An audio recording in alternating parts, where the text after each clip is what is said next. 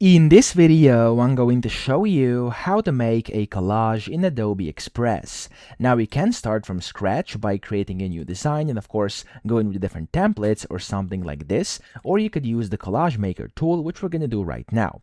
Now, I'm going to click on the plus button top left.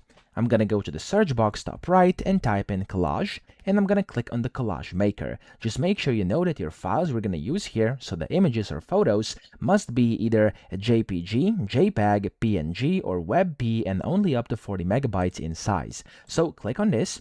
And there we go. As you can see, you'll be able to drag and drop your images. So I have a few ones over here, which I just generated with a Gemini for this purpose. I'm going to drag and drop them in here like this. And as you can see, there we go. It's going to give these images a collage layout.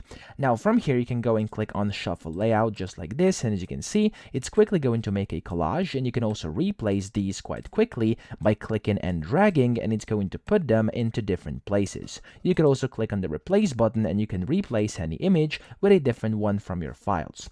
Then when you're done, of course, you can go to either Edit More top right, which is going to allow you to edit more, so it's going to pop it into a separate project where you'll be able to edit however you want, okay? You can go and select padding, spacing, you can change opacity, etc. You could also add animations on here like wobbles or something like that, completely up to you. And then whenever you're ready, you can simply click on the download button top right and save this as a collage onto your computer, okay?